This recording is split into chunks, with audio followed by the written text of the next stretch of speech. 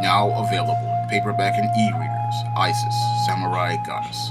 The goddess next door takes on kung fu killers in this action-packed martial arts Isis series adventure. Get Isis, Samurai Goddess in paperback and e-readers today.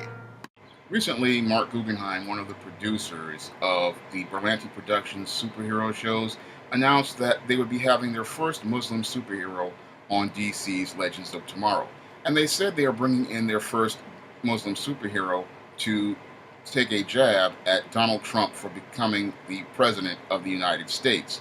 And they say they want to bring in this Muslim superhero as a statement about diversity and to make a statement about Trump's Islamophobia. However, when we look at who they're bringing in, it shows us how dysfunctional the producers at the Berlanti Productions truly are. Now, the Muslim superhero they say they want to bring in is called ISIS. Now, when you look at DC's history, they had a superheroine named Isis back in the 1970s. And that Isis was a white woman who found an amulet who gave her the powers of an Egyptian goddess.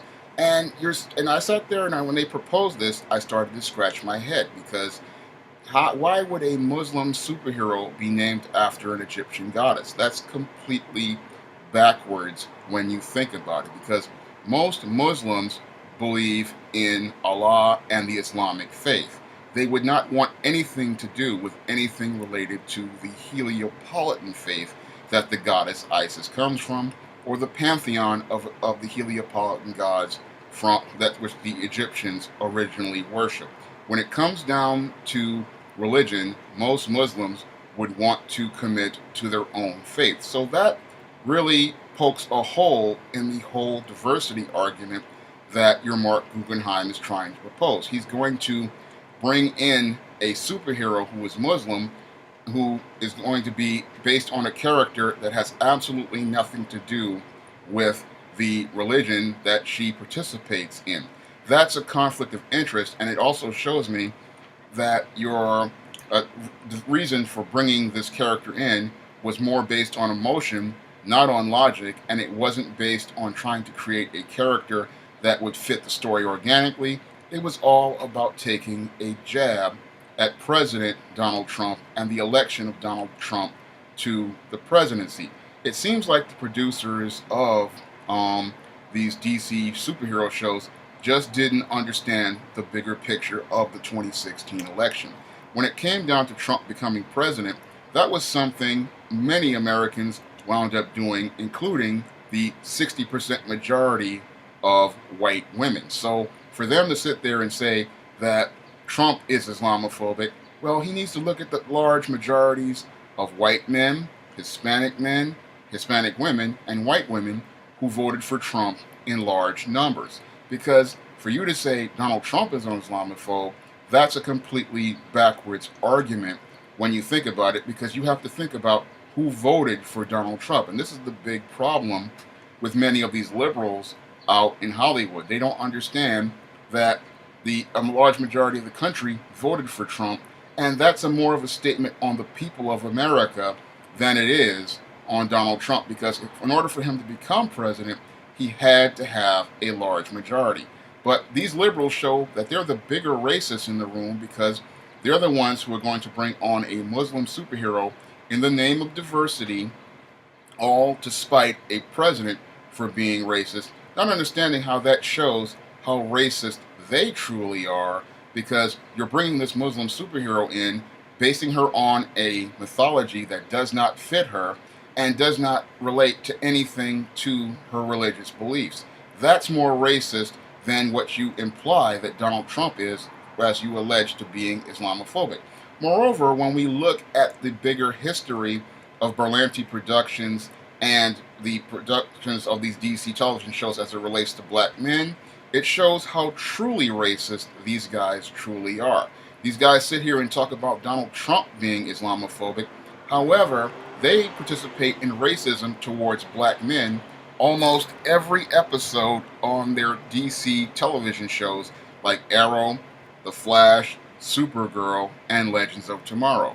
I mean, when we look at James Olsen and how he was treated on Supergirl towards the back half of season 1, where he was marginalized for most of that half of the season, and then put into a coffee cup role instead of being the love interest he was supposed to be due to a ratings decline. And then we look at the way he was treated in season 2, where he is completely emasculated and turned into the guardian of the friend zone. That was racist in and of itself. And then we look at Arrow, where we have John Diggle being the butler to Oliver Queen. And then we have bumbling, stumbling Mr. Terrific, who in the comics is the world's third smartest man and one of the most skilled people next to Batman, and is DC's equivalent to Black Panther.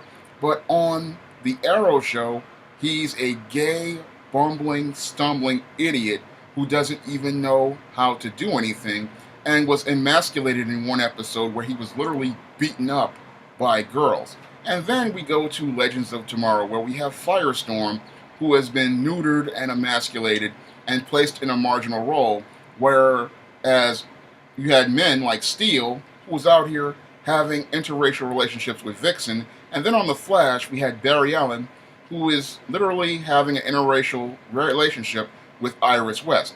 None of the black male characters on any of these DC television shows are allowed to be strong masculine heroes or express any sort of intelligence. They're literally presented as minstrels and jokes on these shows, or they're relegated to the background and emasculated like your James Olsen and Martian Manhunter were on Supergirl. These guys have been marginalized for years on these DC television shows, which are part of the Berlantiverse, but we're supposed to believe they're all about diversity because they're bringing in a Muslim superhero. This argument gets more egregious, especially when you look at the CW's Riverdale and the way Chuck Clayton was presented.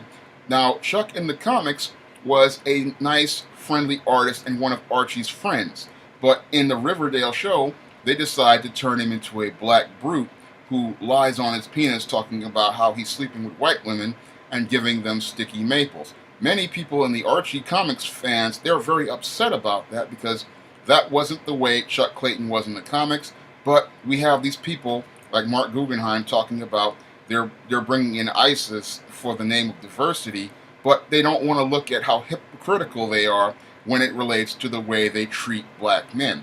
Oh, diversity is fine when you're taking a jab at Donald Trump, but you don't want to go and clean up your house as it relates to the presentation of black men on these Berlanti production shows, because the way black men have been depicted on these Berlanti production shows makes a more powerful statement to how racist these liberals are than in what they do talking about bringing in this ISIS to talk about diversity. Now, I look at that whole argument, and it's a faulty argument that really makes these liberals look like bigger hypocrites than what they say about Donald Trump. Now, we know that Donald Trump is very opinionated, and he has his own ideas about things. And he is a racist in many ways. But you're Donald Trump, we know who he is, and we know what he's about.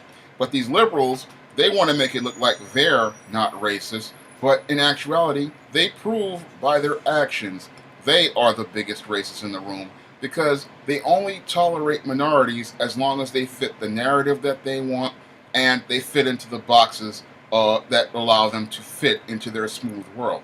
As long as those minorities do not challenge the white characters on these shows, they don't have a problem with them. And as long as they stay in their position, they have no problem with them. It's only when these black characters start getting more popular or start looking like they're going to get a following that they have an issue with them.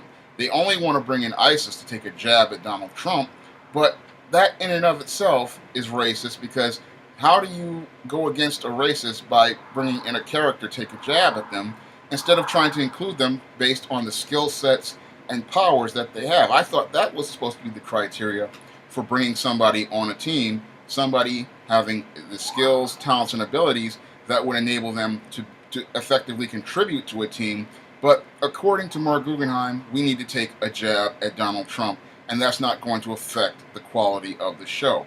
When I look at these producers and I look at their ideas, they don't see how they're derailing themselves, and they don't see how they're derailing the quality of their shows. Legends of Tomorrow was a shaky show to begin with, and this right here, bringing in this ISIS character, to say that you're taking a jab at Islamophobia means that you're going to try to bring politics and put that at the forefront instead of giving us good stories. What most comic fans want are action adventure stories that stay true to the source material and give people an entertaining story that is going to bring the DC universe to life. And these producers, by showing how butthurt they are about the 2016 election, are getting ready to poison that because they're upset that their candidate lost.